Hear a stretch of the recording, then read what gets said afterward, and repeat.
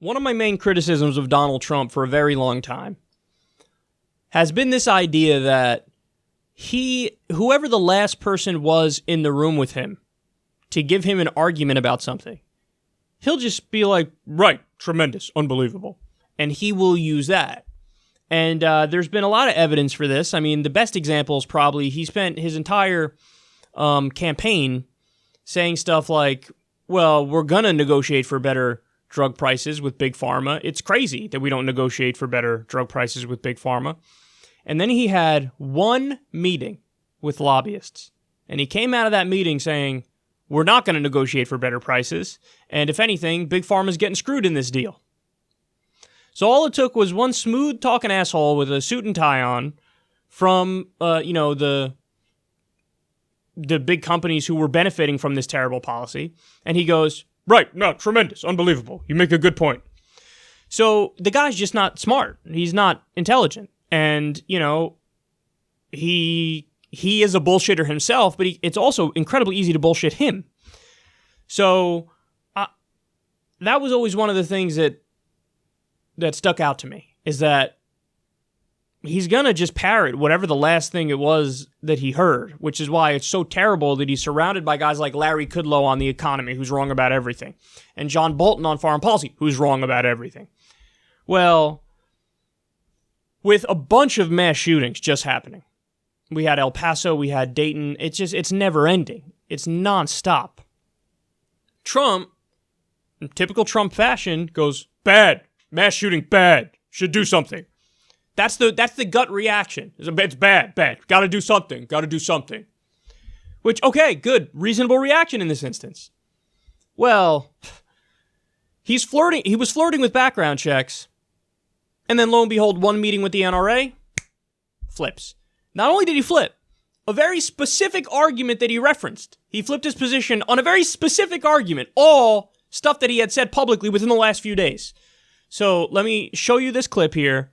You're going to see him going back, forth, and then we'll discuss. But we also have to remember the gun doesn't pull the trigger. A person does. I don't want to take away people's Second Amendment rights. We're talking about background checks. Then all of a sudden, we're talking about let's take everybody's gun away. This just one day after, according to a source, President Trump told the NRA's executive vice president, Wayne LaPierre, that universal background checks were, quote, off the table. As CNN's Boris Sanchez reports, the president's flip, flop, and flip again come as a new CNN poll shows most Americans want stricter gun control laws in the U.S. President Donald Trump again shifting his stance on background checks for gun purchases, today insisting that he supports pursuing new gun control legislation. I have an appetite for background checks. We're going to be doing background checks. We're working with Democrats. We're working with Republicans. We already have very strong background checks. But sources indicate Trump's support for stricter gun laws has cooled as he repeated NRA talking points to reporters before departing for a veterans event in Kentucky. It's a slippery slope, and that's what actually your gun owners and a lot of other people are concerned with. But just a few days ago, Trump also said he didn't believe in the slippery slope. They think you approve one thing, and that leads to a lot of bad things. I don't agree with that. I think we can do meaningful, very meaningful background checks. I want to see it happen. The president's comments now also a softer tone from what he said in the days following the mass shootings in Texas and Ohio. I believe that Mitch, and I can tell you from my standpoint, I would like to see meaningful background checks, and I think something will happen. But I don't want guns in the hands of a lunatic or a maniac. And I think if we do proper background checks, we can prevent that. The president's softening coincides with recent conversations between White House officials and the NRA, including a recent phone call between Trump and Wayne LaPierre, in which a source says Trump told the NRA head that universal background checks were off the table. LaPierre tweeting on Tuesday, quote, I spoke to the president today. We discussed the best ways to prevent these types of tragedies. Donald Trump is a strong Second Amendment president and supports our right to keep and bear arms. Trump today denying he got into specifics with LaPierre. I didn't say anything about that. We had a great talk with Wayne yesterday. Didn't say anything about that. We just talked about concepts. Wayne agrees things have to be done also. No, Wayne doesn't. He doesn't. So, listen, that's Trump 101, isn't it? How when he talks to the media right after these shootings, he's like, we got to do something. We got to do background checks. We got background checks. I'm very interested in background checks. And then he's on the phone call with Wayne LaPierre, the NRA, and he's like, yeah, no, background checks are off the table. And the real moment of wow came when he was talking about the slippery slope. He literally said, I don't believe in that argument. And then fast forward just a few days, he comes out and he says, well, there's a slippery slope. I don't want to be, totally anti-Second Amendment here and end up taking everybody's gun.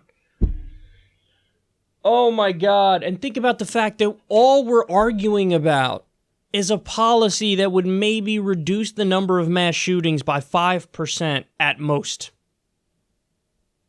We can't even do that little baby step, the step that in some polls, over 90% of the American people agree that we should do universal background checks, no exceptions.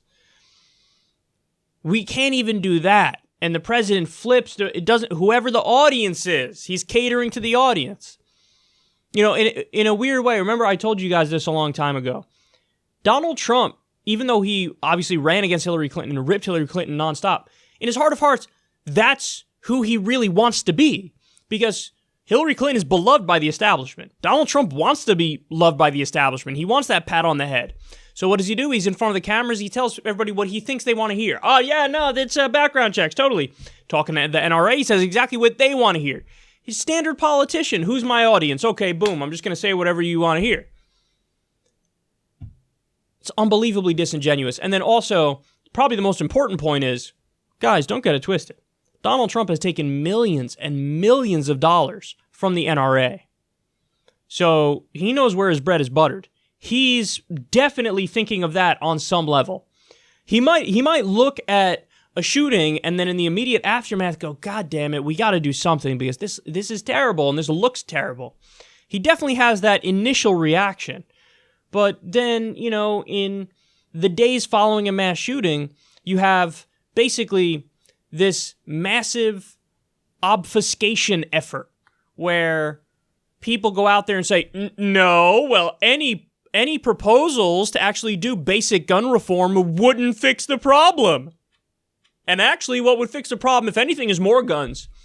So obfuscate, by the way, they're factually untrue according to every serious study on this issue. But obfuscate, and then Donald Trump, ultimately, he knows where his bread is buttered. He knows that, Wayne LaPierre and the NRA have given him massive amounts of money, so what ends up happening? Bupkis. We haven't seen any serious move towards serious gun reform since these shootings happened. And remember, we had like 2 in a 24-hour period just recently. Crickets from DC. So just know, and this is important for the MAGA people, he doesn't really believe in anything because he's more than willing one day to go out there and say, yeah, background checks. And then the next time, no, it's a slippery slope. Bad. We don't want to do that. So he doesn't believe in anything. He doesn't have a real thought on that. He doesn't have a real policy on that.